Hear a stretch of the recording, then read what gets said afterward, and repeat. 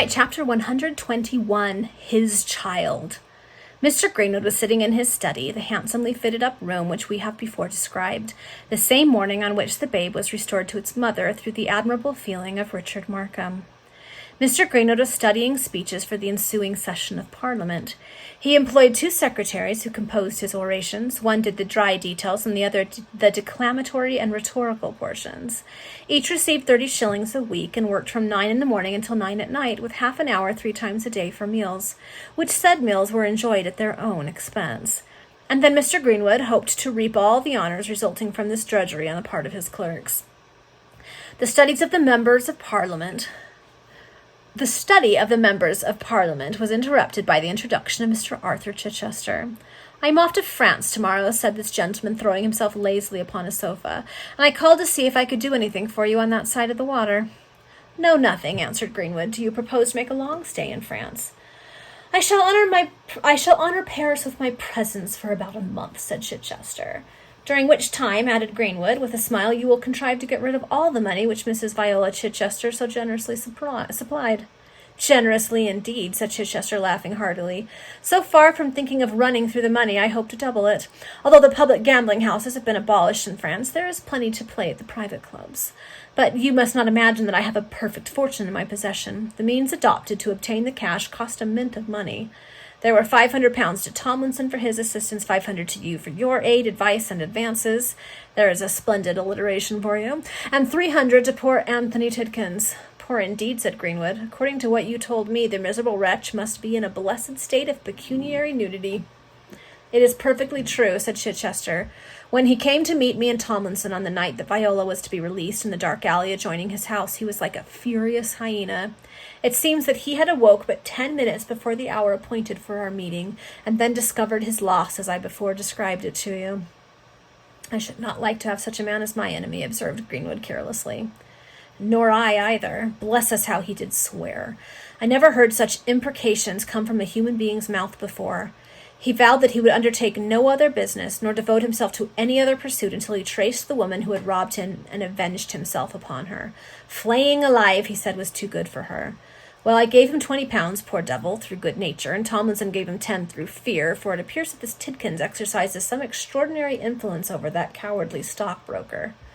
"Ahem," said Greenwood. "And so poor Tidkins," he added, "did not set out on his travels after the thief empty-handed." "By no means, but he is a useful fellow, and one might want him again." "True," said Greenwood. "He is one of the necessary implements which men of the world must make use of at times to carve out their way to fortune. Have you heard anything of your beloved wife?" "Nothing more than what I've already told you," answered Chichester. "She has given up her abode at Cambridge Heathgate, and taken apartments at a house in the very heart of the city, where there are plenty of other lodgers. She is determined to be secure. However," continued Chichester with a smile, "so long as she holds her tongue about that little matter, which she seems inclined to do, she need not fear any further molestation from me." "I question whether you would have released her that evening had she not made her escape," said Greenwood. "Oh, indeed I should," returned Chichester. "I did not wish to push things too far, and I really believe that another week's confinement in that terrible place which I have described to you would have turned her mad in reality. Then again, I should have been afraid of that cowardly, snivelling fool Tomlinson, who insisted upon accompanying me to ensure her release. That man has every inclination to be a downright rogue, but he lacks the courage." "Have you seen your friend Harborough lately?" inquired Greenwood. "To tell you the truth, he is going with me on my present expedition to Paris. His name, you know, sounds well. Sir Rupert Harborough, Baronet, son-in-law of Lord Tremordine." "His name must be somewhat worn out, I should imagine," observed Greenwood, playing with his watch-chain. "Have you seen Lady Cecilia?" "No, she has her suite of apartments, and Sir Rupert has his. They do not interfere with each other. Sir Rupert, however, notices that Lady Cecilia has a great many visitors of the male sex, and amongst others an officer of the Grenadier Guards, 7 feet 7 inches high, including his bearskin cap." "Indeed. Lady Cecilia is then becoming a confirmed demi-rep," observed Greenwood, without pausing to think who helped to make her so. "There is no doubt of that," said Chichester, "but you seem up to your neck in business, as usual."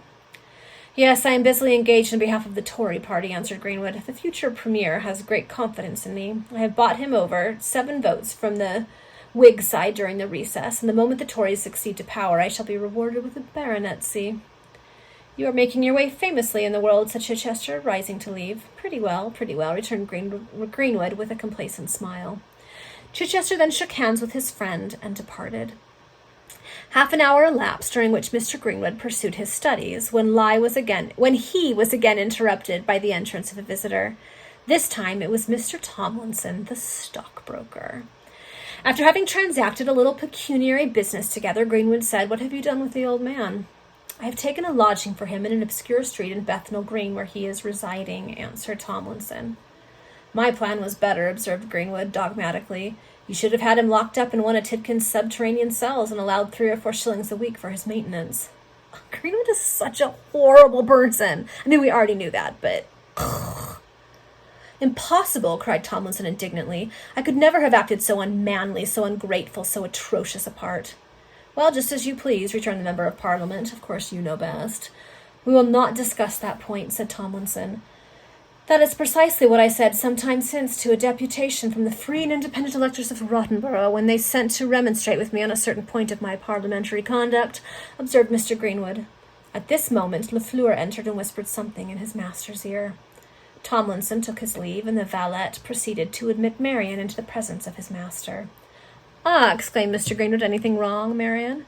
"That may be according to the light in which you view the news I am come to communicate, sir," replied the servant. "In a word, Miss Monroe's father and Mr. Markham have discovered all."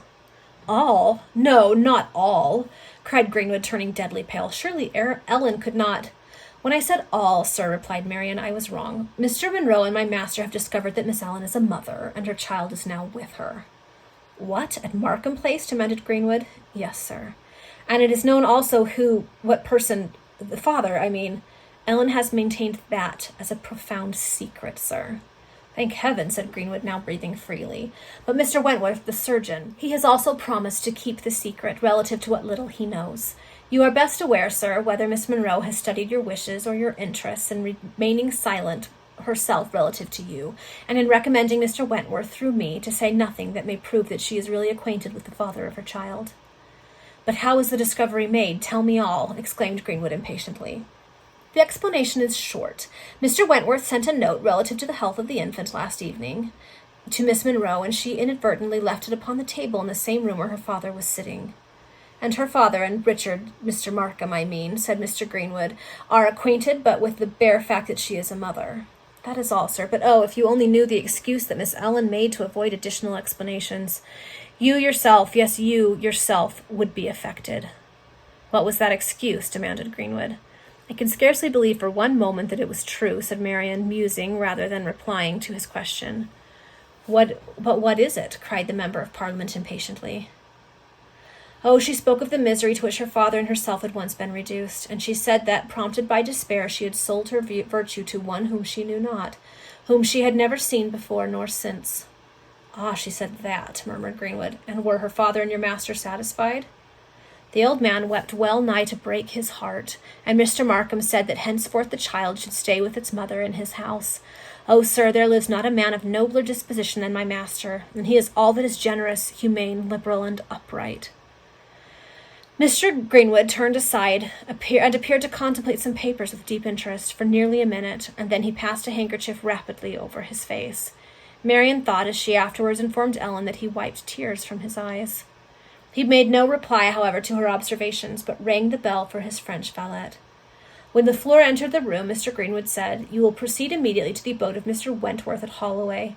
You will hand him from me this banknote for £50, and you will say to him these words: 'As the child has been removed through an unforeseen occurrence from your care, its father sends you this as a small token of his gratitude for the kindness you have manifested toward it, and he hopes that, should you be questioned upon the subject, you will not reveal the fact that you ever had the slightest communication from its father. Go, and return quickly.'" Lafleur received the banknote, bowed, and left the room. "You can inform Miss Monroe of the step which I have thus taken to ensure the surgeon's secrecy," said Greenwood, addressing himself to Marian. "I shall not fail to do so, sir," answered the servant. She then withdrew.